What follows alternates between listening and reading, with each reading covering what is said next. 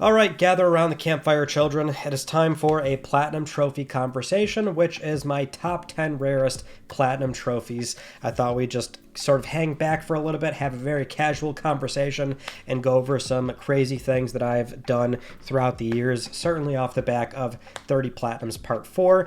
And I need more casual uploads right now before I get back into the swing of things and doing some heavy editing and uploading, which we've got some cool things coming up very soon for developer interviews and things like that. But in the meantime, let me just be on the soapbox for a bit and still blabber about trophies.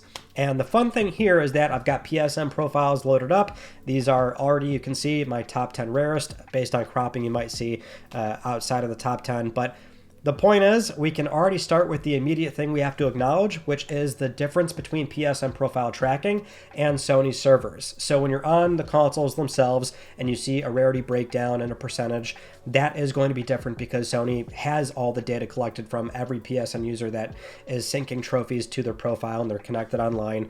PSNProfiles, for a while, they were able to scrap all the data off PSN from Sony servers, and then they were not allowed to do that anymore. So now it's much more dialed in and funneled downwards to just purely people that are enthusiasts in the trophy space. So they're manually checking in their profile and syncing it that way. So when you look at users, for example, and owners and rarity and achievers, I mean, this is not going to be accurate to everybody that plays and owns that game, just for clarity's sake. So when you look at rarity, for example, sometimes people appreciate that metric more because you know that those are people that are going out of their way to sync their profile, check the progress, and oftentimes that might be considered more rare, depending on how you look at it or phrase it.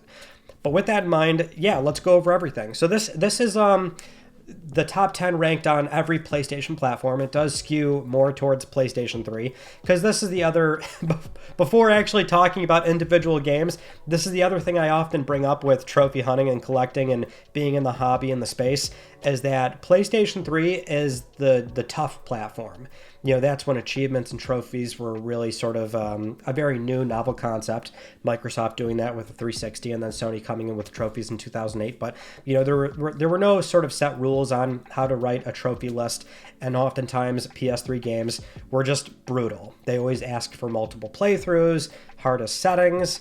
They were oftentimes glitched. Of course, those online trophies could be very unforgiving. Like, platinuming PS3 games were always just...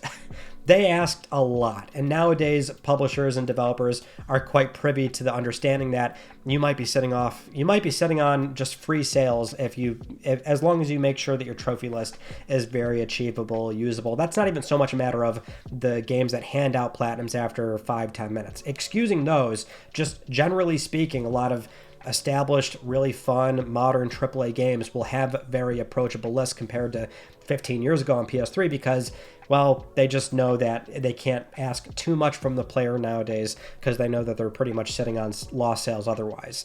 With all that said, all that done, I will quickly acknowledge the games that you may be able to see outside of the top 10. So like number 11 is LittleBigPlanet, got Mirror's Edge, LittleBigPlanet 2. The LBPs are always... challenging in the sense that you have to ace all the main story missions, collect all the prize bubbles. There's the online portion as well for the community section, which I can proudly say these are games I never had to boost. So I know for LBP 1, for example, you have to have multiple people, up to 50 players or something, play one of your community levels and get high ratings or something like that. I can't remember exactly. I am going to be a little bit iffy here, so forgive me on that front, but I genuinely loved building in LittleBigPlanet, so those were all platinums that I was able to earn legitimately. So very proud of that. But my number 10 is Unreal Tournament 3, which this one I don't remember really being a massive issue per se. We'll check into the trophy guide here. You can see that it is a lot, 80 hours, 7 out of 10 difficulty. They're asking for a lot. And this is what I'm saying about PS3 games. I mean, look at this absolute blabbering nonsense. Co-op, solo, unmissable, difficulty specific, online co-op, offline co-op, collectible, grind, multiplayer only, date sensitive, and then of course unobtainable because the game's offline now. But Get a Life, I think, was the problem here. It was get 200 kills in multiplayer on 50 different days. So yeah, this was annoying. But that's the other thing about PS3 Platinums is that they weren't really creative lists either. So oftentimes it was always do 50 of this, 100 of that, 200 of this. So That's like all Unreal 3 was. Look at this, 40 matches, 20 matches, 20 matches, just do this, get killing spree, monster kill, 100 warfare matches. Like, there's nothing in here that is like really considered miscellaneous, like going out of your way to do a different type of task. Like, one of the coolest ones I always remember from the PS3 days was Dead Space, going through the whole game with the base weapon, basically. That's sort of unusual. You wouldn't normally do that. If anything, that sort of compromises the fun experience of playing Dead Space, because you're not really engaging with all the other different weapons. But it's still, like, unusual, kind of goes against the grain of the typical playstyle that you naturally do. So those are the kind of trophies that are, like, more fun, and they make you do things outside of what you would typically do. But Unreal 3 is definitely right down that lane of just do X, Y, and Z task a ridiculous amount of times. Next up, we have GTA 5. Now, here's the thing. We can already jump up a little bit further, see another GTA 5, so we can kind of group these two together here. But this is the PlayStation 4 version. You've got a lot more owners, a lot more achievers, a 2.03% rarity. GTA 5, I mean, is, for the most part, fairly straightforward, just in the sense that, like, the massive time sink here is going to be online. So you have to reach 100 for the online rank, and that means just playing a lot of the game. Now, the reason why I can just jump right up to the PS3 version, and that's more rare, at, what would have that been? 1.4 million owners, 22,000 achievers, 1.55% rarity for an ultra rare platinum. It's, you know, when the game came out initially, September 2013, and online wasn't ready right away, but then it launched shortly after, and it was just completely bogged down by the server problems. But that was just so early, right? I mean, for any sort of live service online game, over time, naturally, there's sort of a scope creep that happens with XP, the way they hand out money, the availability of grinding out tasks.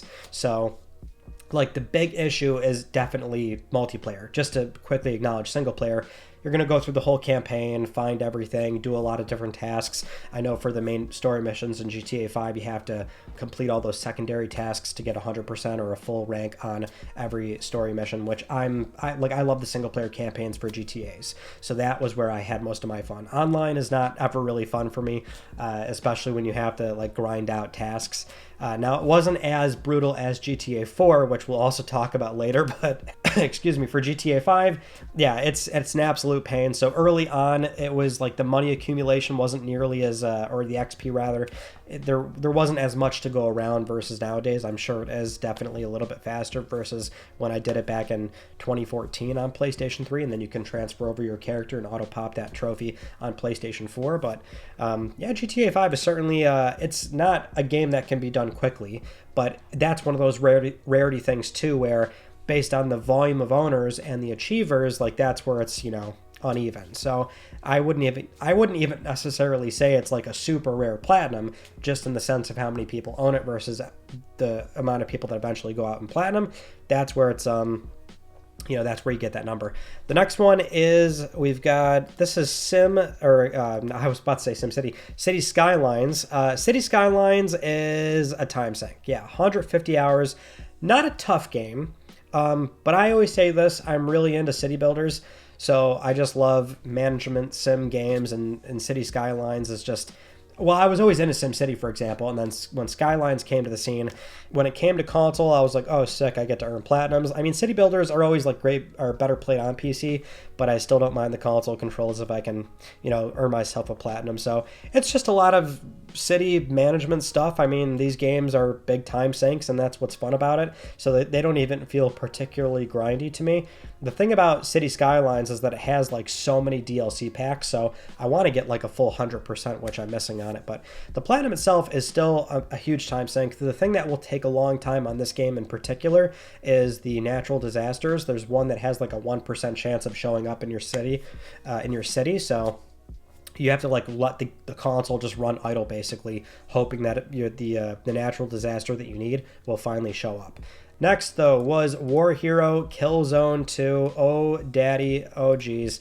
Killzone 2, yeah, you're looking at 8 out of 10, 2 playthroughs, 50 hours, story, stackable, difficulty, grind, collectible, time-limited, buggy, multiplayer. The game's considered unobtainable right now. We're not going to get down the rabbit hole of how there's private servers. You could re-earn these trophies again, but then you're not allowed to be on PSNProfiles, leaderboard ranking, or whatever the case is. But So Killzone 2, I mean, I'll tell you, first off, the campaign itself on the hardest setting can be tough. You die quickly. I remember like the very final mission, we were like storming the Helgen castle or whatever the hell the thing was. I remember dying on that so much, and eventually I just sort of came to this idea of like, well, it's like a monster closet. Like the Helgens just keep coming and they don't stop spawning. I would spend hours on it, naturally pick people off and sort of push my like buddy on PC ISA people with me naturally, and I would still die before I hit the checkpoint. And I remember that being very frustrating. Then I just thought to myself, what if I just haul ass, make it to the checkpoint, and then boom, that eventually worked for me. That's the one thing I remember about this game being a problem. The other one, of course, is definitely Valor Grand Cross, which requires you to achieve weekly online honor rank number 4. That means you have to be in the top 1% of all players on the weekly leaderboard. Your boy, Jesus Christ, I can't even speak. Your boy did this naturally, which it just, I mean, I remember you could boost it, right? Best method for boosting XP, blah, blah. My thought process was just play the game. But just play it like crazy. I mean, the thing is, even if you weren't super good at the multiplayer, if you threw time at it, like you were gonna be in the top 1%. So that's what I did at the time when I earned this trophy legitimately, which was simply playing a ton of the game. You're gonna win matches, you're gonna get kills, you're gonna get XP. I just remember setting aside 1 week, and I told myself the only thing I'm doing is playing Killzone 2, and that secured my platinum. Because that's the thing about tough platinums, is that there's always 1 or 2 trophies that are going to be the problem, right? They're going to be the roadblock. That was the trophy for this game in particular. Resistance 2's platinum was the one that, this one took years for me. 4 out of 10, 100 hours. I mean, but the thing is, it's going to be way longer than that. So the big thing is Killing Machine. It's scoring 10,000 kills in ranked matches in online competitive mode. Co-op's really fun. I remember putting in like 40 plus hours on that too, and that was like natural, which is shocking for me to enjoy a multiplayer portion of a game. But, with like the Grims coming in and these like big sort of bullet spongy enemies that you could take down with a group of 2 to 4. I remember actually genuinely enjoying that, but it's like the co-op took a long time. Campaign, not a problem. It's just straight up Killing Machine, get 10,000 kills. I do remember like going for it naturally. I think I topped out at like 3,000 kills. After a while, it was like, I just, there's just too much. You put the game down. Years later, there was a exploit that came out where you can find another player in ranked matches pretty easy for one of the DLC maps that they were selling at the time. So you buy a DLC map, it funnels the players in to where it's like basically a ghost town, because the game was still online at the time. The servers weren't shut down just yet. So you could find another player. In my case, I found myself with another console and another copy of the game. And then you could like tape down the controller or something to where it auto shoots the other guy, and you could just rack up kills that way. And that's how I eventually was able to boost that trophy and get the platinum. So that, I always famously say this was like a 10-hour or a 10-year platinum for me, because I did most of them around the time the game came out. Years later, found the exploit and got my platinum that way. And that turned out to a 1.74 rarity. And then we have GTA 5, the PlayStation 3 edition. We already went over that. We have LBP3. This one, I feel like it's just a circumstance of owners and achievers for the rarity being as high as it was, because this was not the harder LBP Platinum to get. I mean, definitely LBP 1, I think, from what I remember, was more challenging than this. So LBP 3, I think, was just, I don't know. It was, 25 hours, 1 playthrough, 5 out of 10. I mean, you do have to do the acing levels, adventure trophies, the Pop-It Academy, create mode, but even the create mode here, like, wasn't going to be too problematic, because there was nothing where it was a matter of people playing your levels. I feel like that's definitely an owners versus achievers kind of thing. My third rarest platinum, though, is 1.44% Lumines Remasterd. I love Lumines a lot, and this is one I'm definitely very proud of, especially because you go to the trophy guide here. It's an 8 out of 10 difficulty, 75 hours, and this is one of those games where there is simply no getting around it. You have to get good, as they say. I always took to Lumines before Tetris. It was something about the combination of the music and the sort of electronic symphony that you're seeing in front of you with the beautiful colors, and the vibrant like look of the skins. The skins levels is what they call them in the game. But I always loved the game 20 years ago on PSP. When it got remastered on PS4, it's like a no-brainer. Okay, I'm going to play this game. I'm going to thoroughly enjoy it. And then there's the various time attack modes and the puzzles. The puzzles can definitely be a pain, completing all the hard puzzles. But what's going to be a problem for people on this game, right here, Black Belt Champion, win against the CPU without using any retries. This is basically a boss gauntlet where there's 10 bosses and there is like a versus mode you can do. The board's cut in half, you're facing against the CPU, and if you clear more blocks than them from the timeline pass, you push the timeline or the board closer to them, and you can push it further and further back to where it makes it harder for them to clear out their blocks themselves.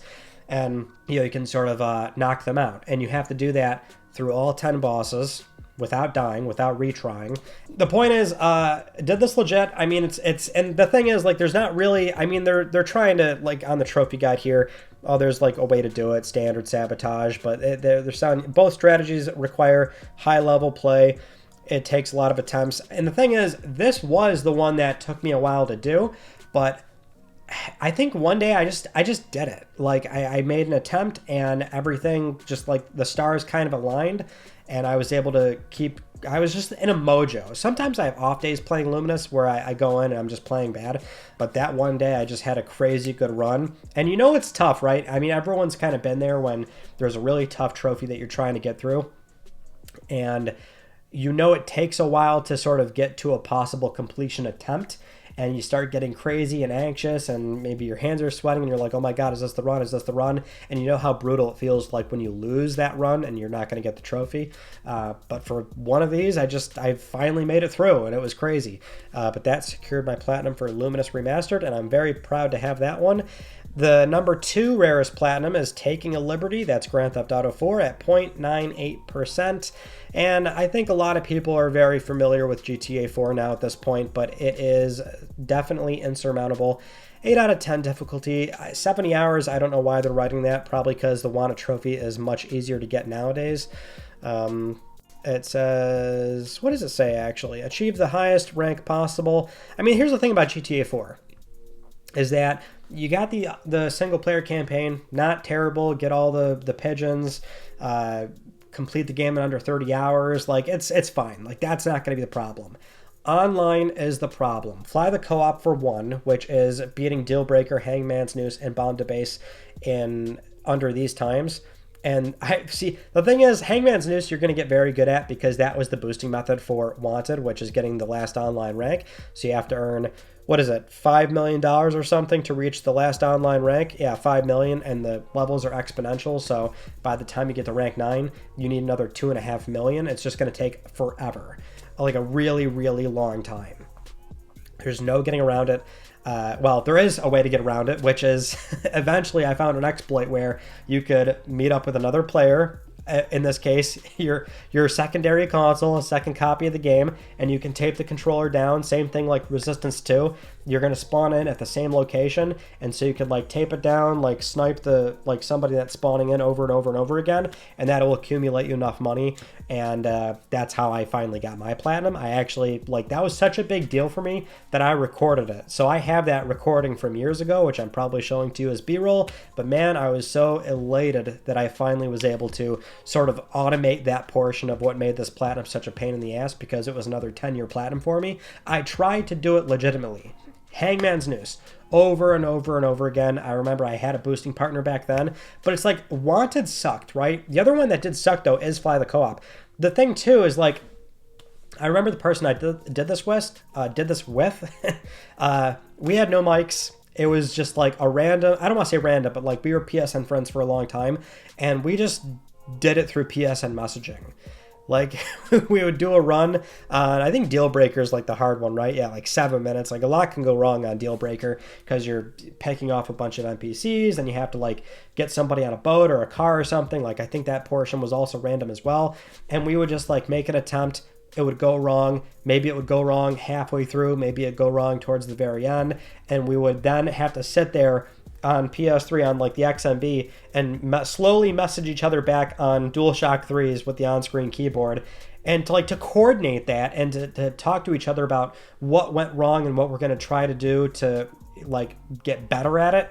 Like that was I thoroughly remember that's how I got through that particular trophy. Like not the way to do it obviously, but we still were able to get it done. Yeah, GTA 4, man, it's just look, it's so much stuff. You're going to be spending a lot of time with this game. Key to the City 100%. It's the kind of it's that PlayStation 3 game. It's, you know, I think the people that earn this platinum, they wear it as a badge of honor. And I'm just glad that like the thing that takes the most time, you don't really have to do that anymore, because at the end of the day, those trophies are not necessarily hard. They're just demanding a lot of your time, which is, you know, a pain in the ass, of course. Okay, my rarest platinum trophy is MotorStorm Pacific Rift at 0.84%. So MotorStorm, y'all know I'm a big fan. I love me my MotorStorm. There's not even a trophy guide on PSNProfiles. Let me try and see. There's surely one on PlayStationTrophies.org. 9 out of 10 difficulty, 50 to 70 hours, depending on skill. Could be more or less. Yeah, the MotorStorm franchise, it's what's crazy is that like the single player is really, really challenging, just in the sense that the AI is so brutal towards the later tickets in the game. So it's just very unforgiving with not only the rubber banding, but it's very aggressive where when they're next to you, they'll push you, they'll slam into you purposely. I mean, it'll really piss you off. Like, it's that bad. So there's like an element of luck to winning all the races towards the very end of the game. But the online, I'm fairly certain I'm remembering this correctly, but with the online and reaching the last online rank, like this game, you can lose experience. So when you're leveling up, I'm fairly certain like that was the thing. You could lose experience and go backwards. So you do have to consistently rank very well in the game. But the one that was very tough for me is that you have to win right here, win 3 ranked races in a row.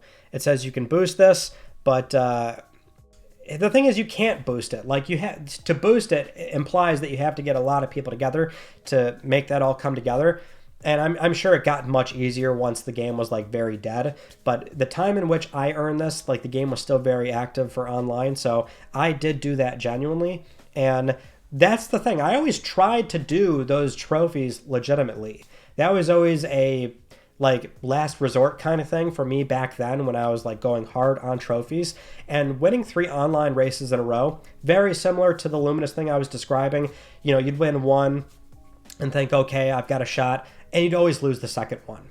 But when you won that second race, like it was that thing where you're leaning back playing like this, then you lock in because you know this is the 3rd attempt and I have a chance at getting this insane trophy out of the way.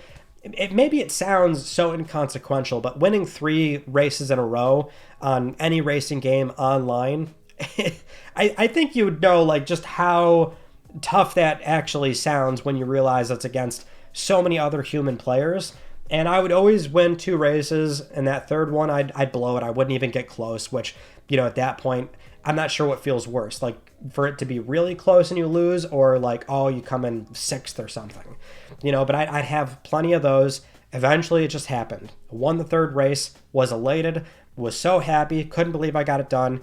And MotorStorm, I love these games. I'll always, like, still go back to MotorStorm 1 or Pacific Rift and just do a few races on my favorite tracks. You know, sometimes I'd love to just like listen to Sulphur by Slipknot and just go through Rain God Mesa or something on the first MotorStorm. Like these are like comfort games for me. I can always go back and have a great time with them. And Pacific Rift, I was so hyped for it back when it came out. I was like, oh my god, it's so cool. They're in a tropical landscape. And so I knew like I'm getting the platinum. I don't care what they're asking me to do. And sure enough, I did it. So that, ladies and gentlemen, is my top 10 rarest platinum trophies. Hopefully I didn't spend too much time talking your ear off, as I sometimes tend to do. But hey, the thing about these conversations, I love when people share their stories as well. So by all means, go ahead and do that. If you enjoyed this conversation, I can certainly filter this bad boy up to where we can have more stories about top 10 this and that. Depends on what you want to see, but I'm sure we could certainly do that. Thank you so much for watching this conversation, and I'll see you all in my next video. You take it easy.